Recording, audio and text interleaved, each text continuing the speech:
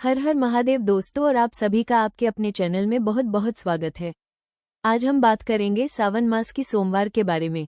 सावन का महीना और उसमें भी सोमवार का व्रत, क्योंकि सावन का महीना भगवान शिव को अत्यंत प्रिय है और महीने में सोमवार का व्रत धारण करने से समस्त प्रकार की कामनाएं पूर्ण हो जाती हैं।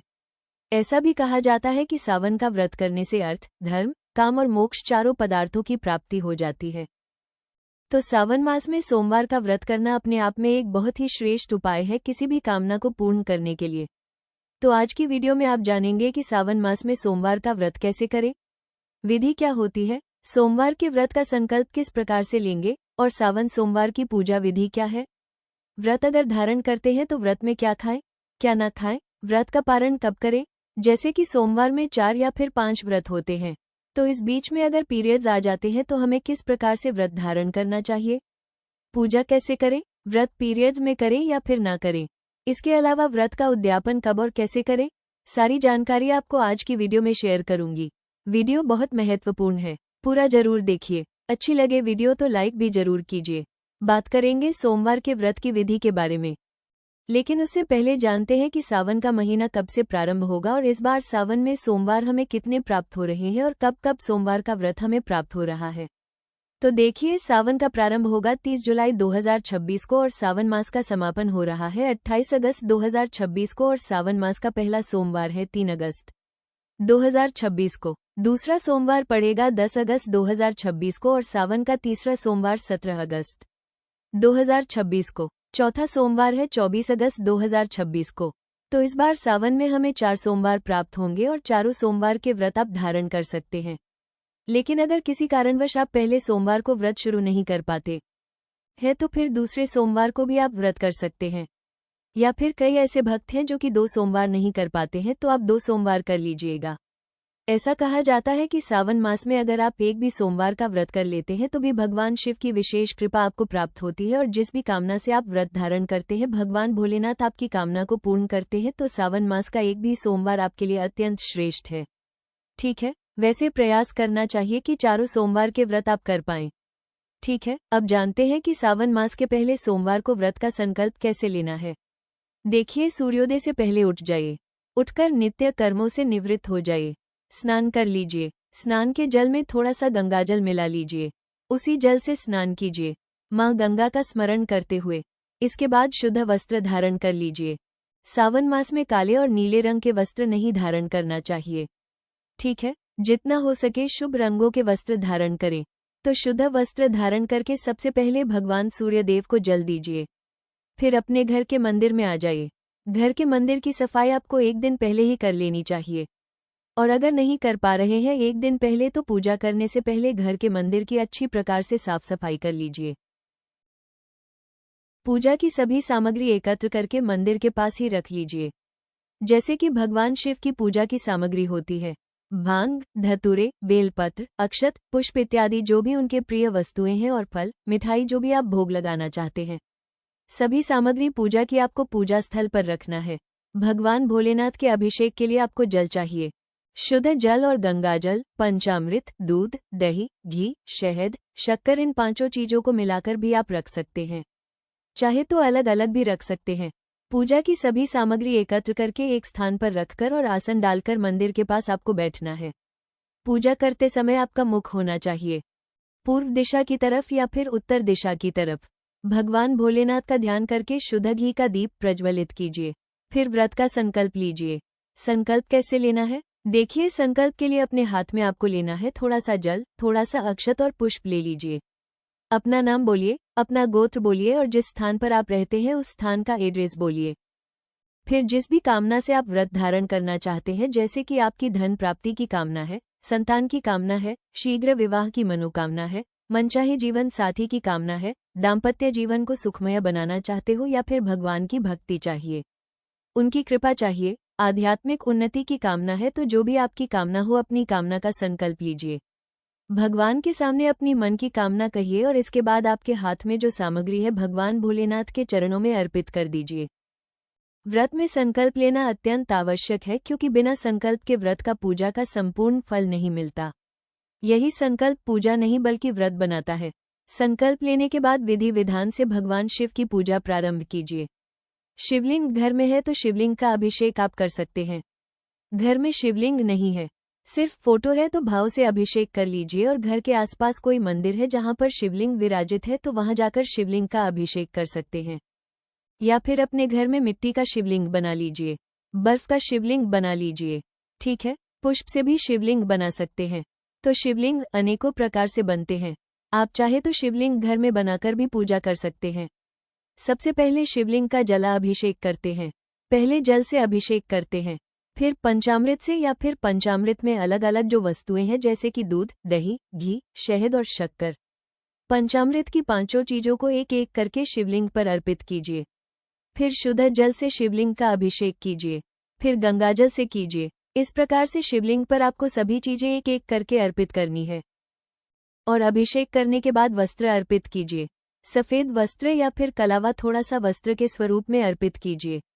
सफेद चंदन से तिलक कीजिए, त्रिपुंड लगा दीजिए, भस्म चढ़ा सकते हैं। और इसके बाद भांग, धतूरा, बिलपत्र, अक्षत, पुष्प इत्यादि जो भी वस्तुएं आपके पास उपलब्ध हो एक एक करके शिवलिंग पर अर्पित कीजिए। फिर धूप दीप प्रज्वलित करके भगवान की आराधना कीजिए।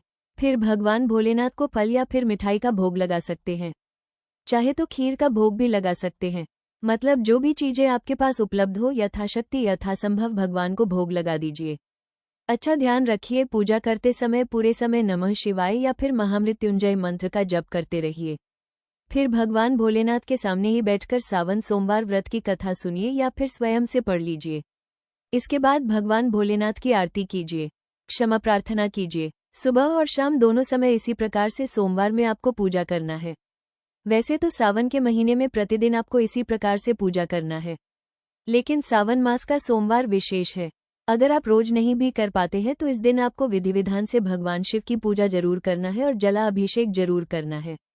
शिवलिंग की आराधना करना अत्यंत आवश्यक है। अगर आपके पास शिवलिंग नहीं है तो आप चाहे तो सावन के महीने में शिवलिंग अपने घर में स्थापित कर सकते हैं।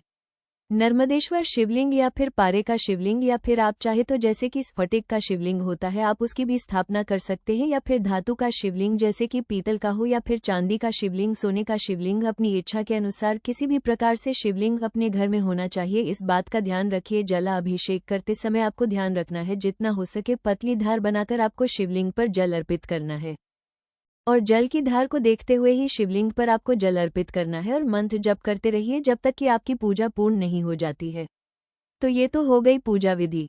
अब बात करें कि अगर हम व्रत धारण करते हैं तो व्रत में आपको किस बात का ध्यान रखना है, क्योंकि व्रत जो हम धारण करते हैं उस व्रत का फल हमें तभी प्राप्त होता है जब हम नियम पालन करते हैं, और उतना ही फल उसका प्राप्त होता है जितना कि हम नियम पालन करते समय ध्यान रखते हैं। तो क्या नियम होते हैं? देखिए, सावन सोमवार के व्रत में दिन में आपको सोना नहीं है, ठीक है, दिन में सोना नहीं है। पूरे दिन भगवान शिव के नाम का मंत्र का जप करते रहना है। शिव पुराण का पाठ आप कर सकते हैं या फिर सुन सकते हैं। व्रत में ब्रह्मचर्य का पालन करना चाहिए। सुबह और शाम दोनों समय पूजा से पहले स्नान अवश्य कीजिए। क्रोध नहीं करना है, झूठ नहीं बोलना है, सत्य बोलना चाहिए लेकिन कड़वा नहीं बोलना चाहिए। मतलब सत्य ऐसा भी नहीं बोलना चाहिए जिससे किसी का दिल दुखे, तो इस बात का भी ध्यान रखना है। इसके अलावा आज के दिन आपको स्वच्छता का ध्यान रखना है, शुद्धता का ध्यान रखना है, घर में कलह क्लेश ना हो इस बात का ध्यान रखना है। किसी भी प्रकार से किसी से भी वाद विवाद की स्थिति ना हो, किसी की भी निंदा नहीं करनी है, किसी की भी चुगली नहीं करनी है, किसी के भी बारे में गलत शब्द का प्रयोग नहीं करना है। मतलब मन से, वाणी से या फिर कर्म से किसी को भी दुख ना हो इस बात का ध्यान रखना है। मतलब व्रत में देखिए, भोजन का त्याग करना यह व्रत नहीं होता है। व्रत में अपने विकारों का त्याग करना चाहिए। इसके अलावा इंद्रियों पर संयम रखना अत्यंत आवश्यक है। और अब जानते हैं कि सोमवार के व्रत में आपको क्या खाना है और क्या नहीं खाना है। देखिए, सोमवार के व्रत में आप फलाहार कर सकते हैं। सुबह की पूजा पूर्ण करके आप फलाहार कर सकते हैं। कोई सा भी फल खा सकते हैं, जूस पी सकते हैं, दूध भी ले सकते हैं। बहुत से भक्त हैं जो कि सावन मास में दूध का त्याग करते हैं। तो ऐसे में दूध में आप इलायची डालकर या फिर सौंफ मिलाकर हल्दी डालकर ले सकते हैं, ठीक है। या फिर नारियल का दूध हो, बादाम का दूध हो तो आप उस दूध का भी प्रयोग कर सकते हैं। कई भक्त हैं जो कि यह व्रत निर्जल ही धारण करते हैं। तो देखिए, आपकी अपनी क्षमता पर निर्भर करता है। अगर आप स्वस्थ हैं और आपकी इच्छा है तो आप चाहे तो निर्जल भी यह व्रत धारण कर सकते हैं। लेकिन अगर आप फलाहार से व्रत करते हैं तो कोई सा भी फल, कोई सा भी जूस इत्यादि आप ले सकते हैं। व्रत का पारण कब करें और व्रत कैसे खोलें? तो देखिए, सावन सोमवार का व्रत 2 प्रकार से होता है। एक तो पूरी तरह से फलाहार पर, मतलब पूरे दिन 24 घंटे अन्न का आहार नहीं लेते हैं, सिर्फ फल पर दूध पर ही आप पूरा 24 घंटा बिताते हैं। फिर मंगलवार के दिन सुबह स्नान करके आप भोजन करते हैं, ठीक है। इसमें सोमवार के दिन आप अन्न का और नमक का दोनों का त्याग करते हैं। कई भक्त ऐसे हैं जो कि शाम के समय, मतलब सोमवार की संध्या समय, भगवान की पूजा करने के बाद फलाहार कर लेते हैं, नमक का सेवन नहीं करते हैं, मीठा भोजन कर लेते हैं। मतलब जैसे कि शाम के समय भगवान को खीर का भोग लगाते हैं, हलवे का भोग लगाते हैं या फिर पंजीरी का भोग लगाते हैं, तो शाम को संध्या पूजा के बाद उसी प्रसाद में इसे ग्रहण कर लेते हैं।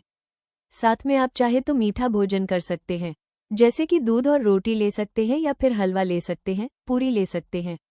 कोई भी चीज़, मतलब नमक का त्याग करके पूरी तरह से मीठा भोजन आप कर सकते हैं। तो ये दोनों ही तरीके ठीक हैं।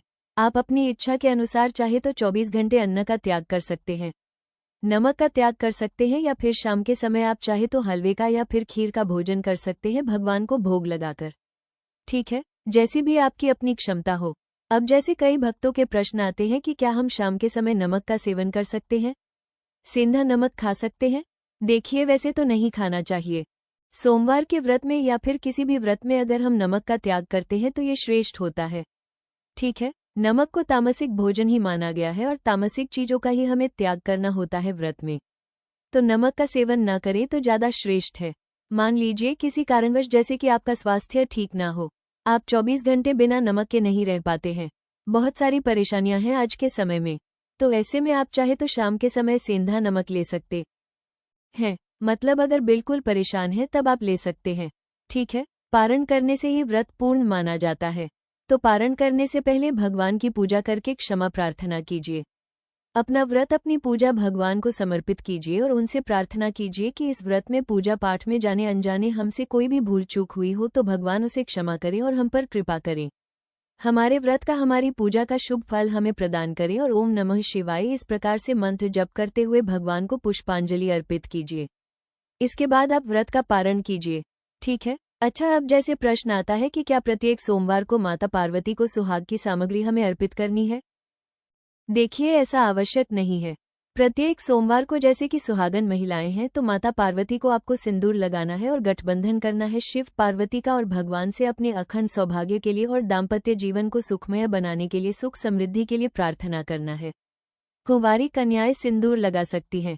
ये प्रश्न होता है। देखिए, रोली लगाइए। माता पार्वती को आप हल्दी लगा सकते हैं, रोली लगा सकते हैं और उसी उंगली से अपने मस्तक पर आप तिलक कर सकते हैं, ठीक है। एक और चीज, गठबंधन आप कर सकते हैं, ठीक है। कुंवारी कन्याएं भी माता पार्वती को और भगवान शिव को एक मौली से गठबंधन करके अपने सौभाग्य के लिए प्रार्थना कर सकती हैं।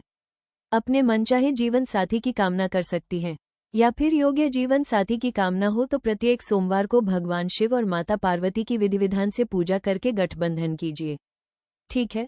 और सुहाग की सामग्री, मतलब 16 सुहाग की सामग्री कब अर्पित कर सकते हैं? देखिए, वैसे तो आप चाहे तो प्रत्येक सोमवार को कर सकते हैं या फिर किसी भी एक सोमवार को कर सकते हैं। आप चाहे तो पहले सोमवार को अर्पित कर दीजिए या फिर अंतिम सोमवार को, जब व्रत का उद्यापन करते हैं तब तो सुहाग की सामग्री हमें अर्पित करनी ही होती है, दान करने के लिए भी और स्वयं के लिए भी, ठीक है। अब प्रश्न आता है कि अगर हम पुरुष हैं और व्रत धारण करते हैं तो किस प्रकार से पूजा करें? देखिए, पूजा इसी प्रकार से करना है, बस आप माता को सिंदूर नहीं लगा सकते हैं और गठबंधन नहीं कर सकते हैं, बाकी की सारी पूजा उसी प्रकार से होती है। और अब बात करें कि अगर पीरियड्स की अवस्था में है तो व्रत कैसे करें? देखिए, अगर पहले सोमवार को आप पीरियड्स में हैं तो पहले सोमवार से व्रत मत शुरू करें, दूसरे सोमवार से कर सकते हैं। लेकिन अगर आप पहले सोमवार को व्रत कर लेते हैं और बीच में पीरियड्स आता है, जैसे कि बीच के किसी सोमवार में अगर आप पीरियड्स की अवस्था में हैं, तो भी आप उस सोमवार को व्रत कर सकते हैं, बस पूजा नहीं कर सकते हैं, ठीक है। मंत्र सुन सकते हैं, ध्यान कर सकते हैं, भगवान का कथा सुन सकते हैं, मोबाइल से सभी कार्य कर सकते हैं। व्रत के नियम उसी प्रकार से होंगे, आपको उसी प्रकार से फलाहार पर व्रत करना है। लेकिन हाँ, अगर आप चाहे तो जिस समय आप पीरियड्स में हैं, जिस सोमवार को आप पीरियड्स में हैं, उस सोमवार को आप छोड़ भी सकते हैं, ठीक है। और फिर जब शुद्ध हो जाते हैं तो उस सोमवार को आप व्रत कर सकते हैं, ठीक है। तो जितने सोमवार आप शुद्ध हैं, उतने सोमवार आप विधि विधान से पूजा करके व्रत कर सकते हैं। जिसमें आप पीरियड्स में हैं, आप चाहे तो व्रत कर लीजिए, पूजा मत कीजिए। मानसिक पूजा कर लीजिए या फिर आप चाहें तो उस व्रत को छोड़ दीजिए। अगले सोमवार को व्रत कर लीजिए। ठीक है, इसी प्रकार से सावन के सोमवार के व्रत होते हैं। विधि विधान से, सच्चे मन से और श्रद्धा भाव से जब हम सावन सोमवार का व्रत करते हैं तो कोई भी कामना नहीं है जो अधूरी रहे। उम्मीद करती हूँ वीडियो आपके लिए उपयोगी होगी। अच्छी लगी हो वीडियो तो लाइक कीजिए, शेयर कीजिए और चैनल पर पहली बार आए हैं तो सब्सक्राइब करके बेल आइकन को जरूर प्रेस कर लीजिए। मिलती हूँ मैं आपसे अगली वीडियो में। तब तक के लिए ओम नमः शिवाय।